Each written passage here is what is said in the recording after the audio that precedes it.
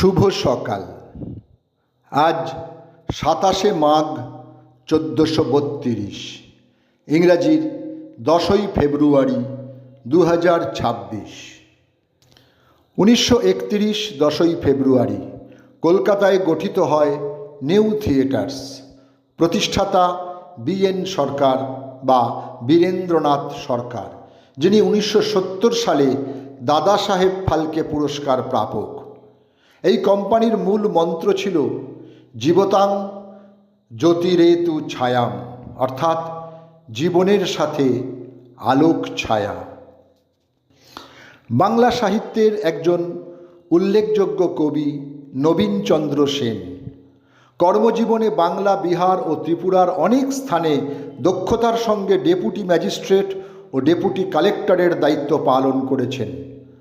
তাঁর রচিত প্রথম প্রকাশ হয় 1 বৈশাখ 1278। তাঁর উল্লেখযোগ্য গ্রন্থগুলি হল পলাশীর যুদ্ধ, কুরুক্ষেত্র, প্রভাস, অমিতাভ, খ্রিস্ট ইত্যাদি। আজ লেখকের জন্মদিন 10ই ফেব্রুয়ারি 1847। চট্টগ্রামে তাঁর জন্ম হয়। জার্মান নাট্যকর্মী, নাটককার ও কবি ছিলেন বের্টল্ট ব্রেখট। আজ তাঁর জন্মদিন 10ই ফেব্রুয়ারি 1898। জার্মানের অসমবর্গে তিনি জন্মগ্রহণ করেন। 1917 থেকে 1921 মিউনিখে তিনি চিকিৎসাবিদ্যার ওপর লেখাপড়া করেন, কিন্তু ঝোঁক ছিল তার সাহিত্যে। দ্য দ্রাই গ্রুসেনোপার, 3 পয়সার পালা, আউফস্টিগ উন্ট কান্ট ডের স্টার্ট মেহগনি, মহাগনি শহরের উত্থান ও পতন, মুটার কুরেগা উন্ট ইরে কিন্ডার, মা, সাহস ও তার সন্তানেরা, লেভেন্ডেস গালিলাই, গালিলেওর জীবন, তাঁর অমর কীর্তি। বাংলাদেশের সঙ্গীত শিল্পী আব্দুল জব্বারের আজ জন্মদিন। সময়টা 1938। বাংলাদেশের স্বাধীনতা যুদ্ধ চলাকালীন স্বাধীন বাংলা বেতার কেন্দ্র থেকে প্রচারিত সালাম সালাম হাজারো সালাম, জয় বাংলা, বাংলার জয় সহ অনেক উদ্বুদ্ধকরণ গানের গায়ক হিসেবে পরিচিতি লাভ করেছিলেন তিনি। 1980 21শে পদক, 1996 স্বাধীনতা পুরস্কার তিনি লাভ করেছিলেন। খ্যাতনামা ভারতীয় বাঙালি অভিনেত্রী মাধবী মুখোপাধ্যায়ের আজ জন্মদিন 10ই ফেব্রুয়ারি 1942। কলকাতায় তিনি জন্মগ্রহণ করেছিলেন।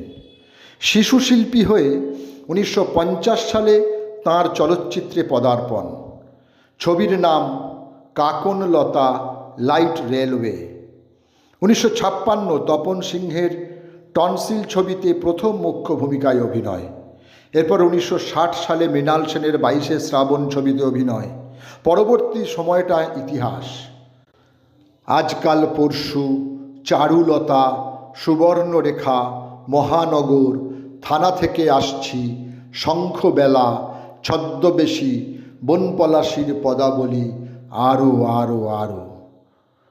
10ই ফেব্রুয়ারি 1837। 37 বছর বয়সে রাশিয়ার সেন্ট পিটার্সবার্গে শেষ নিঃশ্বাস ত্যাগ করেন রাশিয়ান কবি, নাটককার আলেকজান্ডার পুশকিন। অনেকেই তাকে রাশিয়ার সর্বশ্রেষ্ঠ কবির পাশাপাশি আধুনিক রাশিয়ার শ্রেষ্ঠ সাহিত্যিক হিসেবে বিবেচনা করেন।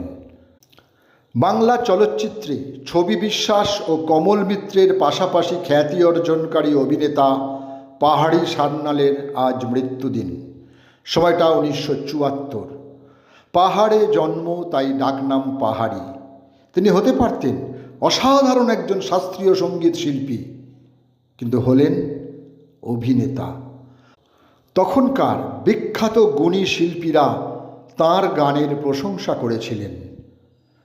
অগ্নিযুগের বিপ্লবী, যুগান্তর দলের নেতা ও শ্রী সরস্বতী প্রেসের প্রতিষ্ঠাতা অরুণচন্দ্র গুহর আজ প্রয়াণ দিবস।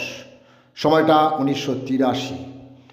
1952, 1957 ও 1962 ভারতীয় জাতীয় কংগ্রেসের সদস্য হিসেবে বারাসাত থেকে লোকসভায় তিনি নির্বাচিত হয়েছিলেন।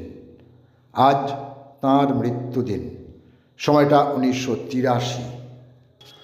10ই ফেব্রুয়ারি 2004। 83 বছর বয়সে কলকাতা ময়দান ছাড়েন ব্যারিটোন কণ্ঠস্বরের অধিকারী বাংলা ক্রীড়া ধারাভাষ্যকার অজয় বসু। বেতার ভাষ্যে যাঁর কণ্ঠস্বর শ্রোতাদের মাতিয়ে রাখতেন, সেই মানুষটা শেষ জীবনে হলেন বাকরুদ্ধ। বাংলা ভাষার ওপর ছিল তাঁর অসাধারণ দখল, আর ছিল সর্বদা মজুত করা শব্দ ভাণ্ডার ও তার সঠিক প্রয়োগ। মার্কিন নাটককার ও প্রাবন্ধিক ছিলেন আর্থার মিলার। ইহুদি বিরোধী মতবাদ সম্পর্কে লেখা ফোকাস তাঁর একটি অন্যতম নাটক। তাঁর জনপ্রিয় নাটকগুলি হল all my sons, death of a salesman, the crucible ও a view from the bridge. 10ই ফেব্রুয়ারি 2005 যুক্তরাষ্ট্রে তাঁর মৃত্যু হয়। 10ই ফেব্রুয়ারি 2005 91 বছর বয়সে কলকাতায় পরলোক গমন করেন গোপালচন্দ্র মুখোপাধ্যায়, যিনি গোপাল পাঁঠা নামে অধিক পরিচিত। 1946 সালে মুসলমান সম্প্রদায়ের দ্বারা পরিচালিত হিন্দু নিধনের সময় হিন্দুদের সুরক্ষা প্রদান করতে ভারতীয় জাতীয় বাহিনী নামক একটি সশস্ত্র বাহিনী তিনি গড়ে তোলেন, যেটিকে কলকাতার দাঙ্গা বা ডাইরেক্ট অ্যাকশন ডে বলে ঘোষণা করেছিলেন তৎকালীন মুসলিম লীগ।